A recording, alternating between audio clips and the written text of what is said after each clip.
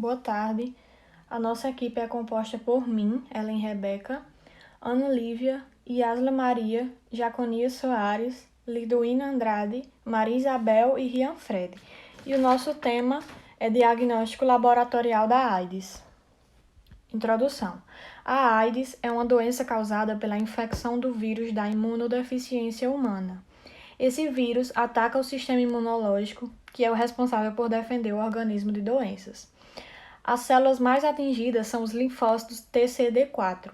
O vírus é capaz de alterar o DNA dessa célula e fazer cópias de si mesmo. Depois de se multiplicar, rompe os linfócitos em busca de outros para continuar a infecção. O HIV é um retrovírus e é uma infecção sexualmente transmissível. Esses vírus compartilham algumas propriedades comuns, como, por exemplo, período de incubação prolongado antes do surgimento dos sintomas da doença, infecção das células do sangue e do sistema nervoso, supressão do sistema imune.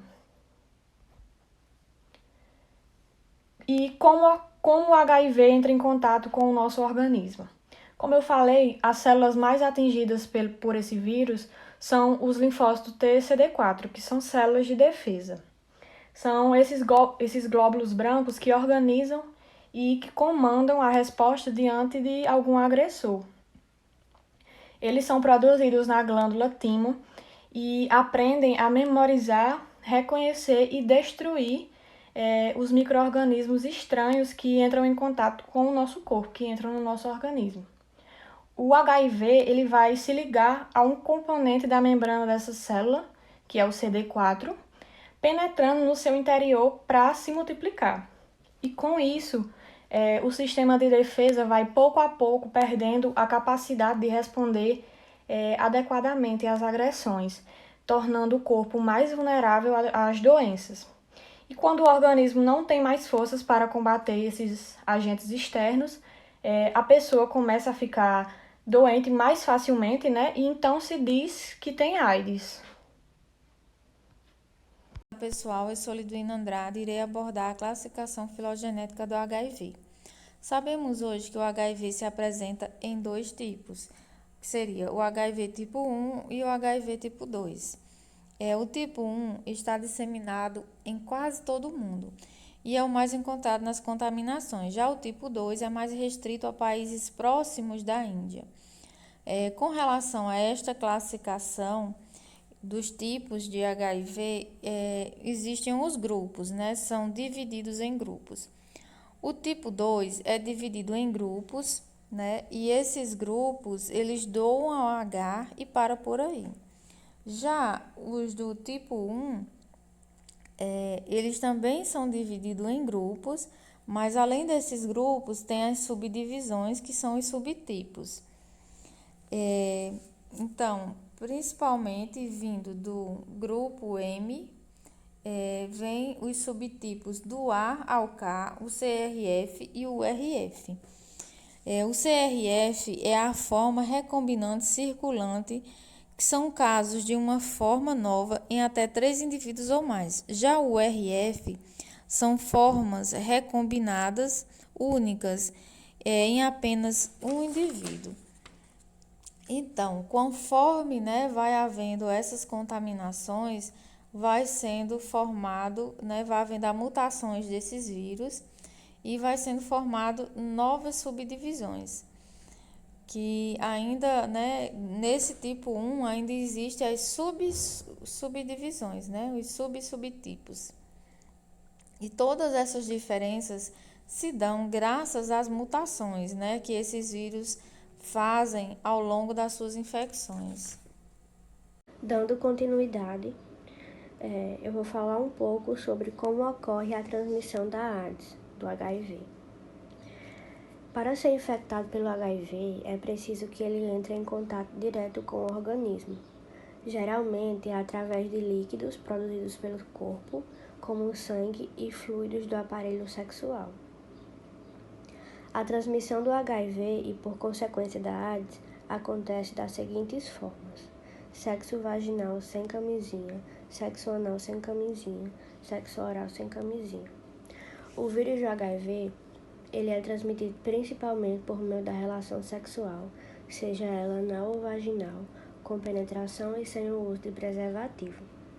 A contaminação ela pode ocorrer também no caso de sexo oral, se houver feridas na boca. É importante destacar que o preservativo é necessário do começo ao fim do ato sexual. O uso de seringa por mais de uma pessoa. Compartilhar agulhas e utensílios hospitalares, pince ou instrumentos de manicure e pedicure não esterilizados é um grande risco e uma forma potente de contaminação. O material que teve contato com o sangue infectado, ele deve ser totalmente higienizado e para que possa ser usado por outra pessoa. Caso contrário, a contaminação é inevitável. A transmissão também pode ser por meio de transfusão de sangue contaminado, onde a contaminação dessa forma é bem rara, mas mesmo assim, esta é uma das maiores das maneiras de contrair o vírus, principalmente se o procedimento for feito em países menos desenvolvidos ou por clínicas clandestinas, onde o cuidado é muito menor. A transmissão também pode ocorrer da mãe infectada para seu filho durante a gravidez, no parto e na amamentação. Uma mulher infectada com o vírus pode transmitir para o filho, principalmente quando ela não faz o tratamento adequado para diminuir a carga viral. A contaminação ela pode ocorrer durante a gestação, pela placenta, no parto devido ao contato do bebê com o sangue da mãe ou pela amamentação. E, como eu já falei, a transmissão pode ocorrer também por meio de instrumentos que furam ou cortam não esterilizados. Diagnóstico da infecção pelo HIV. O diagnóstico da infecção pelo HIV é feito a partir da coleta de sangue ou por fluido oral. No Brasil, temos os exames laboratoriais e os testes rápidos, que detectam os anticorpos contra o HIV em cerca de 30 minutos. Esses testes eles são realizados gratuitamente pelo Sistema Único de Saúde, o SUS, nas unidades da rede pública e nos centros de testagem e acolhimento, CTA. 30 dias. O exame, que é o laboratorial ou teste rápido, busca por anticorpos contra o HIV no material coletado. Esse período é chamado de janela imunológica. As estratégias de testagem em laboratório, elas têm o objetivo de melhorar a qualidade do diagnóstico da infecção recente pelo HIV e, ao mesmo tempo, fornecer uma base racional para assegurar que o diagnóstico seja seguro e concluído em tempo hábil. E esses exames eles podem ser feitos de forma anônima. Nesses centros, além da coleta e da execução dos testes, há um processo de aconselhamento para facilitar a correta interpretação do resultado pelo usuário. Também é possível saber onde fazer o teste pelo Disque Saúde 136. Dando continuidade, vou falar agora dos principais testes utilizados no diagnóstico da infecção pelo HIV. Imunoensaio de triagem. Logo após a descoberta do HIV, foram desenvolvidos imunoensaios para o diagnóstico da infecção. Nas últimas décadas, 4 gerações de imunoensaio foram desenvolvidas. Essas gerações foram definidas de acordo com a evolução das metodologias empregadas a partir do primeiro ensaio, disponível comercialmente no ano de 1985. As principais características das 4 gerações de imunoensaio são primeira geração, segunda geração, terceira geração e quarta geração. Primeira geração. O ensaio de primeira geração tem um formato indireto, ou seja, a presença de anticorpos específicos é detectado por um conjugado constituído por um anticorpo anti-IgG humano. Na fase sólida, os antígenos são originados de um lisado viral de HIV. Os antígenos do lisado viral são obtidos a partir de cultura do HIV em linhagens celulares humanas, O vírus é obtido do sobrenadante da cultura, concentrado por centrifugação e lisado para expor as proteínas virais. Essas proteínas são posteriormente purificadas. Entretanto, as diferentes proteínas virais não são obtidas com a mesma eficiência e algumas sofrem degradação, alterando as proporções estequiométricas das proteínas presentes no virion. Em média, a janela de soroconversão dos ensaios de primeira geração é de 6 a 8 semanas, e atualmente esses ensaios deixaram de ser utilizados na rotina de diagnóstico dos laboratórios. Segunda geração. O ensaio de segunda geração tem um formato indireto e utiliza antígenos recombinantes ou peptídeos derivados de proteína do HIV. A possibilidade de utilizar antígenos recombinantes ou peptídeos sintéticos no diagnóstico da infecção pelo HIV decorre do conhecimento de que existem regiões antigênicas em determinadas proteínas do HIV, epítopos imunodominantes, que são alvos preferenciais da resposta imune humoral. Quanto maior a quantidade de epítopos imunodominantes de um ensaio, mais sensível esse ensaio se torna. Proteínas fracamente imunodominantes ou aquelas que o aparecimento do anticorpo se dá mais tardiamente não contribui para melhorar o desempenho do ensaio e ainda pode ser fonte de reatividade inespecífica. Em média, a janela de soroconversão dos ensaios de segunda geração é de 28 a 30 dias. Fazendo uma comparação com os ensaios de primeira geração, os de segunda geração são mais sensíveis e específicos, por conter uma maior concentração de proteínas.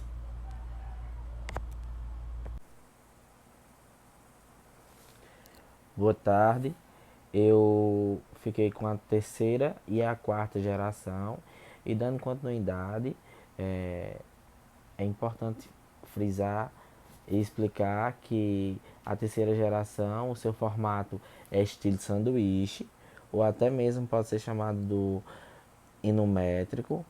As características desse ensaio são utilizadas antígenos recombinantes que existem nessa fase sólida. Como também pode citar que esse formato existe e permite uma detectação simultânea dos anticorpos da HIV, IgG e IgM.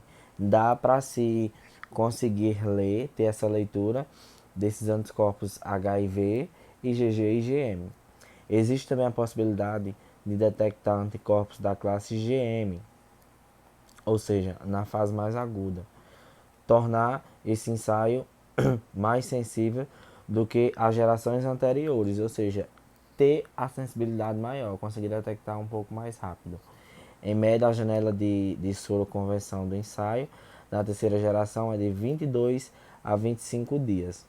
Esse próximo slide é mostrar essas figurinhas, esse fluxograma é um pouco mais compreensível, tem como compreender melhor como é utilizado e como vai agir desde a incubação até a degradação do substrato.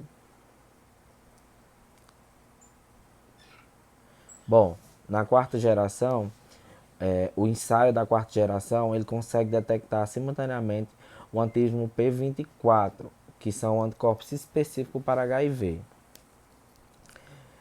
Ou seja, tem uma especificidade mais aguçada. Nesse sentido, já a geração quarta, a quarta geração diferente um pouco da terceira geração. O componente de detectação do anticorpo tem formato de sanduíche também. Portanto, consegue detectar todas as classes consegue detectar todas as classes da imunoglobulina contra as proteínas recomendadas pelos peptídeos sintéticos, no caso de 120 a 160. É parecida é parecida, só que, diferentemente da terceira geração para a quarta ela tem mais uma especificidade, ela consegue mais detectar o antígeno P24. O componente de detectação do antígeno P24 é constituído por um anticorpo, onde o mesmo ele vai atuar na fase sólida para facilitar a detectação do antígeno P24. Em média, esta janela desses ensaios da quarta geração é aproximadamente 15 dias, onde depende do ensaio utilizado, da forma que é utilizada. Aqui também se tem um fluxograma do ensaio imunoenzimático para facilitar o aprendizado e o raciocínio, que também inicia com a incubação, passa pelo processo de lavagem, até a finalização. Então, esse método também é um método utilizado, é o tipo ELISA, onde tem uma facilitação melhor de se detectar, é mais específico do que a terceira geração. Os métodos são parecidos, porém existe uma especificidade melhor na quarta geração que consegue fazer uma detectação melhor. Testes rápidos. Os testes rápidos são imunoensaios simples, que podem ser realizados em até 30 minutos. Por essas características, o diagnóstico do HIV atualmente pode ser realizado em ambientes laboratoriais e não laboratoriais, permitindo ampliar o acesso ao diagnóstico. Existem vários formatos de testes rápidos, onde os mais utilizados atualmente são os dispositivos ou tiras de imunocromatografia. Dentre eles, podemos encontrar a imunocromatografia de fluxo lateral, a imunocromatografia de dupla migração, ou DPP, dispositivos de imunoconcentração e fase sólida. Na imunocromatografia de fluxo lateral, que vocês podem ver aqui na imagem A, o mostrador desse tipo de exame possui dois marcadores: controle, indicado pela letra C, e teste, indicado pela letra T. A interpretação do resultado vai levar em consideração o aparecimento de linhas nos marcadores C e T, indicando se houve ou não reação. Como vocês podem ver aqui, está mostrando um exame positivo, tem as duas linhas completas, as duas linhas vermelhas. No caso da imunocromatografia de fluxo lateral, a amostra e a solução tampão são colocadas no mesmo lugar, uma sobre a outra. Essa solução tampão é uma solução capaz de manter o pH estável, sem sofrer variações quando ácidos ou bases são adicionados. Dali, os anticorpos irão fluir lateralmente pela membrana com a solução reagente e irão interagir com os marcadores C e T. Na área T, eles ligam-se ao analito investigado, né? E na área C são capturados por anticorpos anti-imunoglobulina. Na imagem B, a gente tem a imunocromatografia de dupla migração, que é uma metodologia bastante semelhante à anterior, mas a realização do exame possui uma diferença. A amostra e a solução tampão são colocadas no mesmo local, que é nessa área 1, mas um segundo tampão que libera as partículas conjugadas é aplicado em outra área e migra separadamente até a janela de leitura do teste.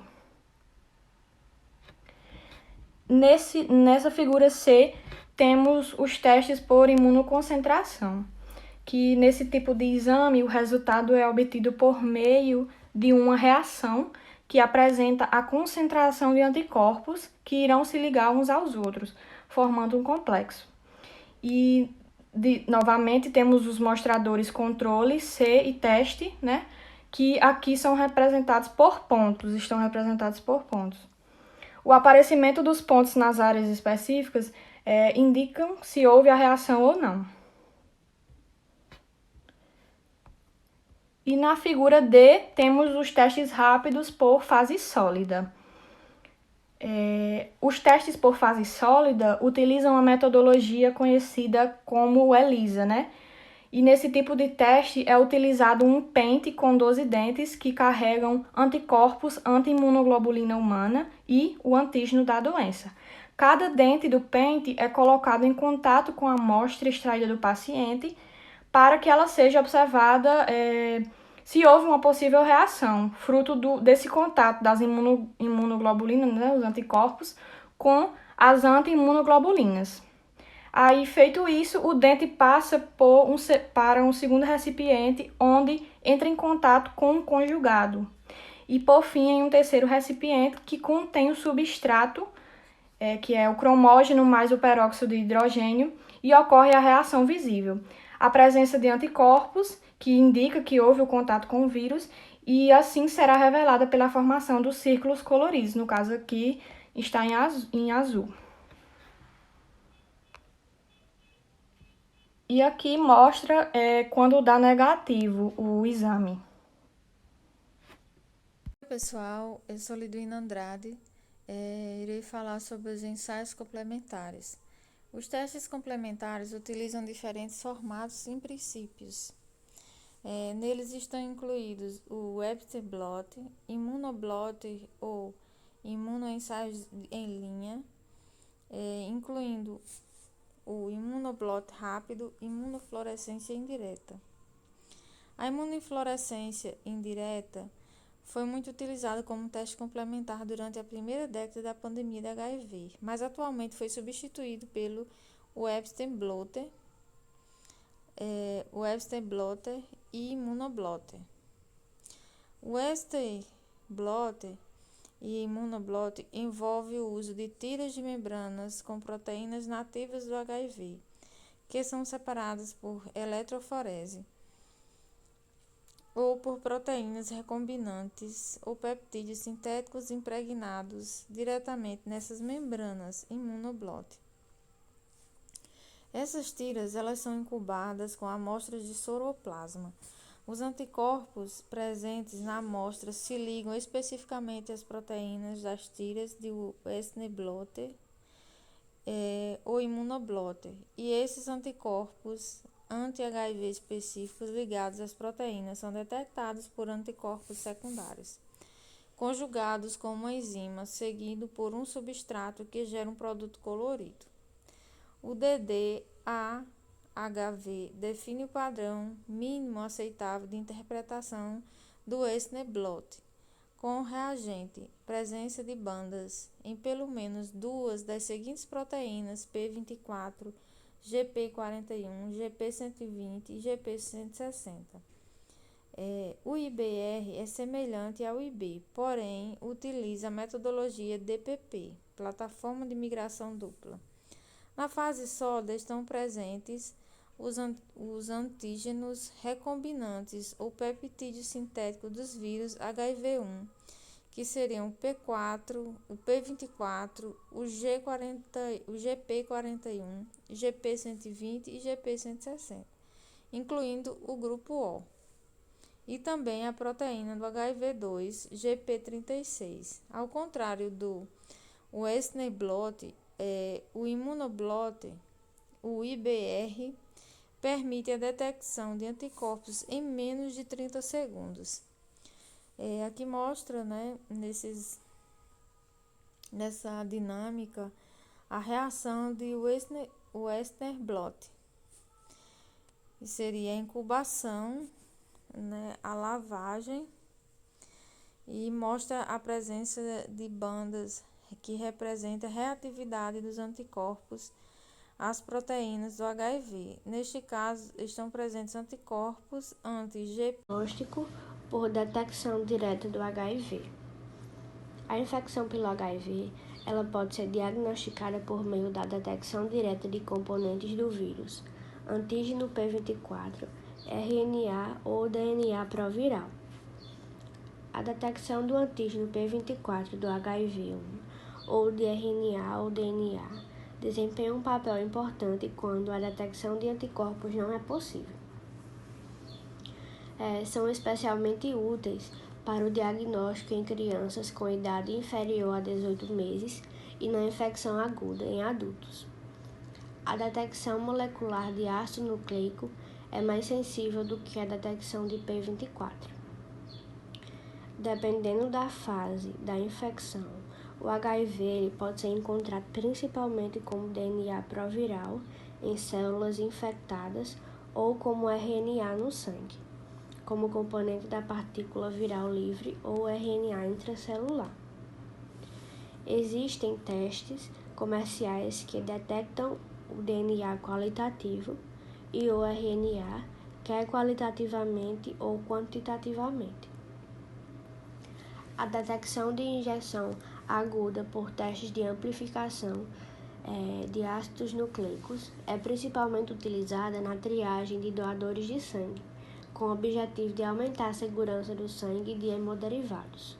É importante registrar que a maioria dos indivíduos com injeção aguda apresentam carga viral, com infecção aguda apresentam carga viral elevada e, consequentemente, têm maior risco de transmitir a infecção aos seus parceiros. Outra aplicação importante para os testes moleculares é o diagnóstico precoce da infecção pelo HIV em crianças com exposição perinatal. Crianças nascidas de mães soropositivas, elas adquirem anticorpos anti-HIV passivamente e, dessa forma, têm ensaios baseados em anticorpos. Não podem ser utilizados para confirmar ou descartar a infecção pelo HIV.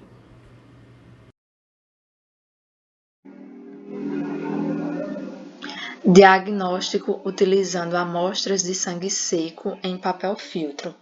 O Ministério da Saúde autorizou a realização desse teste e a principal vantagem desse método é que permite armazenar as amostras por até 12 semanas sem refrigeração. As amostras de sangue seco em papel filtro, do inglês Dried Blood Spots, DBS, oferecem uma alternativa simples e fácil como amostra para sorologia e testes moleculares para HIV. Existem o imunoensaio IE e o Webster Blot, o WB, que foram otimizados para utilizar DBS como amostra. O armazenamento e o transporte do DBS devem ser realizados conforme instruções de uso do conjunto diagnóstico. As amostras coletadas em papel filtro devem ser testadas apenas com conjuntos diagnósticos que possuem registros válidos na Anvisa para utilização nesse tipo de amostra. E aqui apresenta um quadro do diagnóstico de HIV. Os tipos de teste que são feitos os ensaios enzimáticos, o Western Blot e os testes moleculares, a detecção do teste e o tempo médio para cada soroconversão. Dando continuidade, eu irei falar sobre as propostas de estratégias de testagem em laboratório. Considerando que o emprego de fluxogramas com testes rápidos aumente o acesso ao diagnóstico e permita a antecipação do início do tratamento da pessoa infectada, isso irá reduzir na transmissão. Gostaria de relembrar o conceito de janela diagnóstica, que é o tempo decorrido entre a infecção e o aparecimento dos marcadores laboratoriais detectáveis no organismo. E essa duração dependerá do tipo de teste, sensibilidade e o método utilizado. Emprega-se os testes 1 e 2 fora do laboratório para diagnóstico e complementar no laboratório para carga viral. Fluxograma 1. 2 testes rápidos realizados em sequências com amostra de sangue. Com a amostra de sangue, realiza-se o teste R1. Se negativo, repetir o teste rápido 1. Se o resultado for negativo novamente, coletar uma amostra por punção venosa e encaminhá-lo para ser testado com um dos fluxogramas definidos pelo laboratório. Caso realize primeiro o teste rápido e o resultado for reagente, realizar teste rápido 2. Com isso, se o resultado for reagente, considerar a amostra reagente para HIV. Nesse teste, tem algumas observações, que ele não é adequado para o diagnóstico de infecção aguda pelo HIV-1. E ele também não é adequado para o diagnóstico de infecção pelo HIV em crianças com a idade inferior ou igual a 18 meses. Fluxograma 2. Um teste rápido utilizando fluido oral, seguido por um teste rápido utilizando sangue. Com a amostra do fluido oral, realiza TR1. Caso negativo, deve-se repetir o TR1.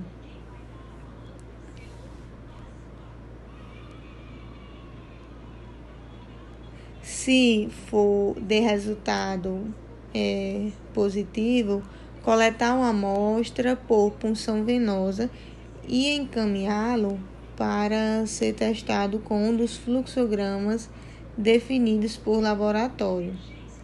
Caso não reagente, considere a amostra não reagente para o HIV. Se o resultado for reagente, coleta a amostra de sangue.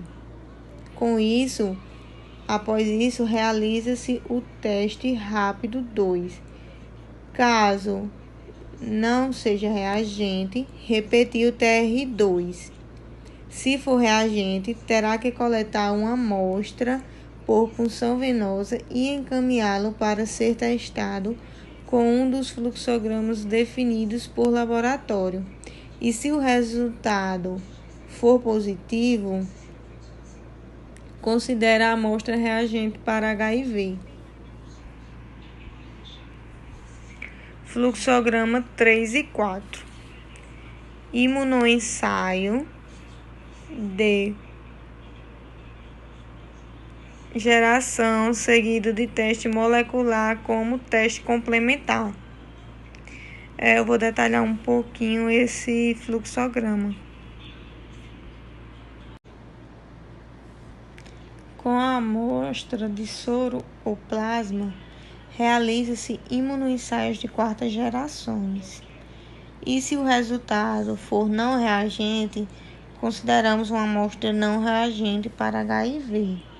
Portanto, se houver alguma suspeita de infecção pelo HIV, uma nova amostra deverá ser coletada 30 dias após a data da coleta dessa amostra. Através da amostra de soroplasma, realiza-se o IE-IT2. Se o resultado for reagente, realiza-se o teste molecular T2. E se, com isso, o resultado for maior ou igual a 5.000 cópias por ml, a amostra será reagente para o HIV. E com isso, deve-se coletar uma segunda amostra para repetir IE a fim de concluir o resultado. Em seguida, essa amostra, se o resultado for reagente, deve-se realizar teste molecular T2. Se o resultado for maior ou igual a 5.000 cópias por ml, deverá ser realizado o teste WB ou IB ou IBR. Após a realização desse teste de WB ou IB ou IBR e o resultado for reagente, considera-se uma amostra reagente para HIV. E se não for reagente, considera-se uma amostra indeterminada. E se persistir alguma suspeita da infecção pelo HIV, uma nova amostra deverá ser coletada 30 dias após essa amostra. Fluxogramas 5 e 6. Imunoensaio de terceira e quarta geração, seguido de Ester Blot imunoblote ou imunoblote rápido como teste complementar. A partir da amostra de soro ou plasma, realiza-se o IE de terceira geração. Se o resultado for não reagente, considera-se uma amostra não reagente para o HIV.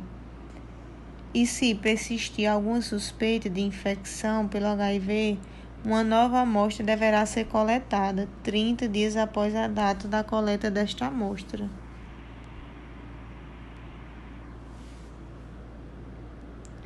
Caso o resultado for reagente, realiza-se o teste de WB ou IB ou IBR. Com o resultado reagente, considera-se uma amostra reagente para o HIV e deve-se coletar uma amostra para repetir o IE a fim de concluir o resultado. Com isso, se o resultado for não reagente, realiza-se um teste molecular. Após esse teste, o resultado for maior ou igual a 5.000 cópias por ml, considera-se uma amostra reagente para o HIV. Esse teste deve-se coletar uma segunda amostra para repelir IE a fim de concluir o resultado.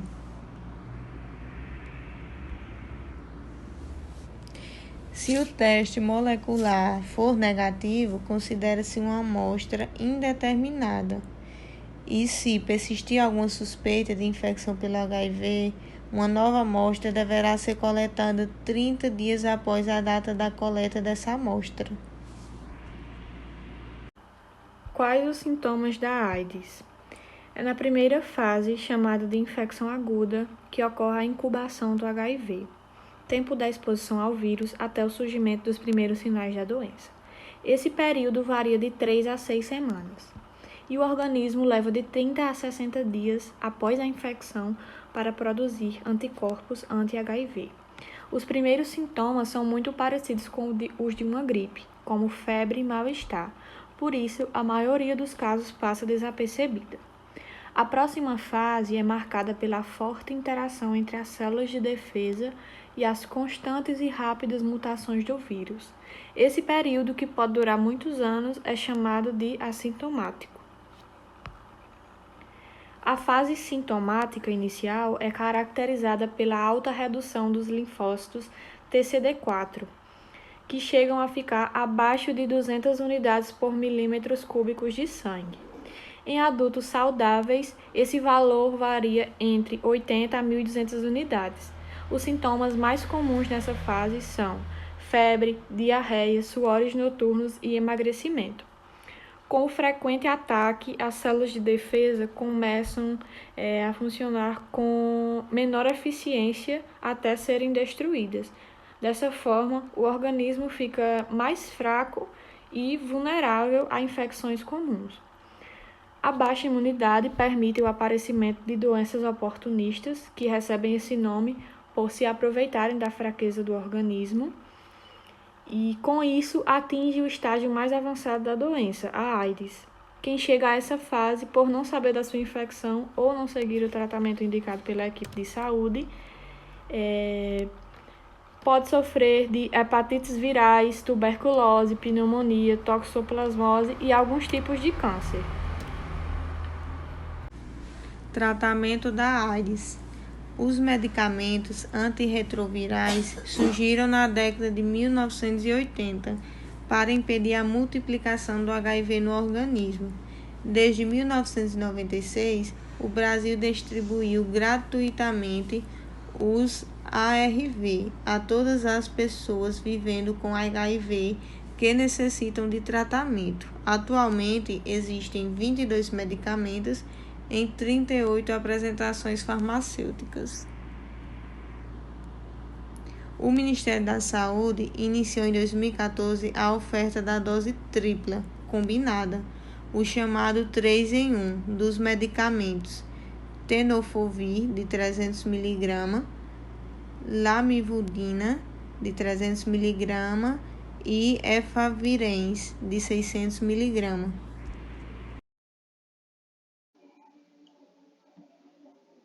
Como prevenir o HIV?